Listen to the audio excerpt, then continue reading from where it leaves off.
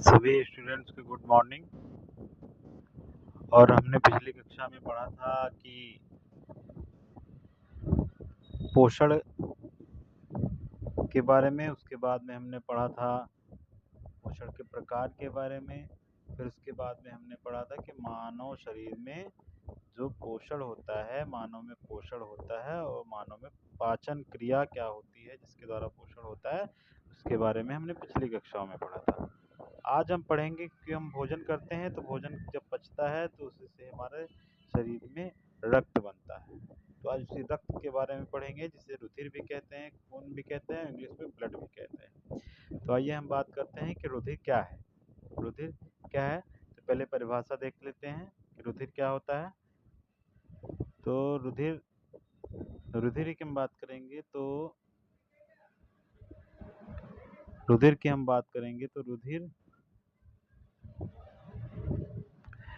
रुधिर या खून एक तरल संयोजी ऊतक है, लिक्विड कनेक्टिविटी टिश्यू, जो हमारे शरीर के विभिन्न भागों तक ऑक्सीजन, पोषक तत्व, हार्मोन्स और अन्य आवश्यक पदार्थ पहुंचाता है। ठीक है, क्या होते हैं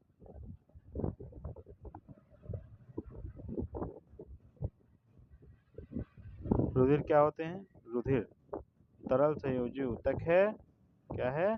तरल संयोजी ऊतक है। रुधिर या ब्लड या खून, ठीक है, या रक्त एक तरल संयोजी ऊतक है जो हमारे शरीर के विभिन्न भागों तक ऑक्सीजन, पोषक तत्व, हार्मोन्स और अन्य आवश्यक पदार्थों को पहुंचाता है तथा अपशिष्ट पदार्थों को हटाने में क्या करता है?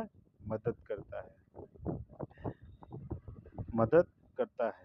अब हम बात करेंगे, रुधिर जान लिया हमने। रुधिर क्या होता है? एक तरल संयोजी ऊतक है जो हमारे शरीर के विभिन्न भागों तक ऑक्सीजन, पोषक तत्व, हार्मोन्स और अन्य आवश्यक पदार्थों को पहुंचाता है और अपशिष्ट पदार्थों को हटाने में मदद करता है। हमने पहले भी पढ़ा है कि रुधिर के कई सारे घटक होते हैं। रुधिर के मुख्यतः दो घटक होते हैं। ठीक है, कौन कौन से होते हैं? एक तो होता है रुधिर द्रव। क्या होता है? एक होता है रुधिर द्रव।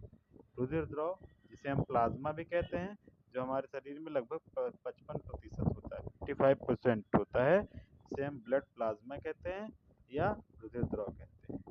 रुधिर द्रव क्या होता है कि एक हल्का पीला तरल पदार्थ है और इसमें पानी की मात्रा लगभग 90 से 92% होती है और इसके शेष भागों में प्रोटीन और अपशिष्ट पदार्थ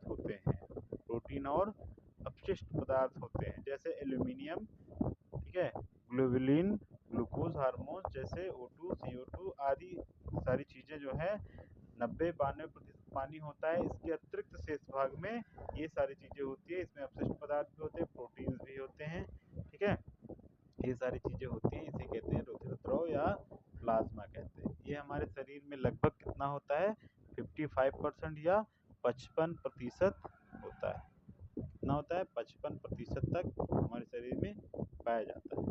अब रुधिर का दूसरा जो प्रकार है, उसे कहते हैं रुधिर कणिकाएं। क्या कहते हैं? रुधिर कणिकाएं। ठीक है, तो वो क्या होती हैं? वो हमारे शरीर में होती है लगभग 45%, यानी 45% लगभग रुधिर कणिकाएं होती हैं। और रुधिर जो कणिकाएं होती हैं वो कई प्रकार की होती हैं। ठीक है, तो कोशिकाएं भी कह सकते हैं। इनमें 3 प्रकार की कोशिकाएं होती है रुधिर रक्त कणिकाओं में। नंबर 1 लाल रक्त कणिकाएं, जिसे आप आरबीसी कह के बुलाते हैं।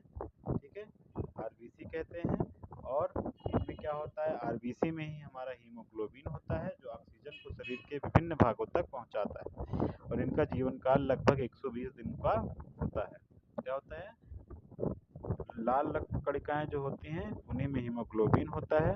जो हीमोग्लोबिन का काम क्या हमने बताया ही था कि हीमोग्लोबिन का काम होता है ऑक्सीजन को शरीर के विभिन्न भागों तक पहुंचाना। ठीक है, और इनका जीवन काल होता है 120 दिन का। ठीक है, दूसरी होती हैं श्वेत रुधिर कणिकाएं। क्या होती हैं? श्वेत रुधिर कणिकाएं, जिन्हें कहते हैं WBC, व्हाइट ब्लड सेल्स। ये शरीर की प्रतिरक्षा प्रणाली का हिस्सा होती हैं और ये जीवाणुओं और विषाणुओं से रक्षा करती हैं। जैसे हमारे शरीर में जब किसी प्रकार का इन्फेक्शन इन्फेक्शन होता है तो इन्फेक्शन से लड़ने के लिए कौन सी कणिकाएं उपस्थित होती हैं? श्वेत रक्त कणिकाएं WBC क्या होती है? जीवाणुओं और विषाणुओं या किसी प्रकार का जब इन्फेक्शन होता है लड़ने के लिए सदैव तैयार रहती हैं। यूं कह लें कि हमारे शरीर के अंदरूनी पहरेदार है। ठीक है। अब तीसरा क्या है? प्लेटलेट्स है। क्या है? प्लेटलेट्स। प्लेटलेट्स क्या होता है? प्लेटलेट्स भी रक्त का ही भाग है, रक्त कणिकाओं का ही भाग है। ये क्या करता है? रक्त का थक्का बनाने में मदद करता है। जब हमें कभी चोट लग जाती है, चोट लगने के उपरांत जब खून बहने लगता है तो ये उसको रोकने में, यानी उसको थक्का बनाने में, जमाने में या ब्लड को रोकने में ये सहायता करता है। इसे कहते हैं प्लेटलेट्स। ठीक है। तो हमने रक्त के बारे में पहले भी पढ़ा था, लेकिन क्योंकि ये जो है चैप्टर चल रहा है तो हमें लगातार सीरियल से पढ़ना है, इसलिए उसी क्रम में हमारा ये आज रुधिर का क्या है, रुधिर कितने प्रकार के होते हैं, रुधिर में क्या क्या चीज़ें पाई जाती हैं। ठीक है। ये सारी चीज़ें हमने पढ़ी। और रुधिर का क्या, रुधिर के अगर कार्य की हम बात करेंगे कि रुधिर का कार्य क्या होता है, तो रुधिर का क्या कार्य क्या होता है? ऑक्सीजन को पहुंचाना, ऑक्सीजन को शरीर के सभी कोशिकाओं तक क्या करना? पहुंचाना। ठीक है। सभी कोशिकाओं तक पहुंचाना।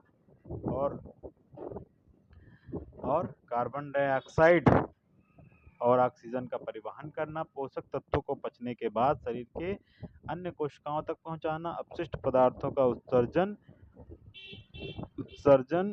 अंगों तक पहुंचाना।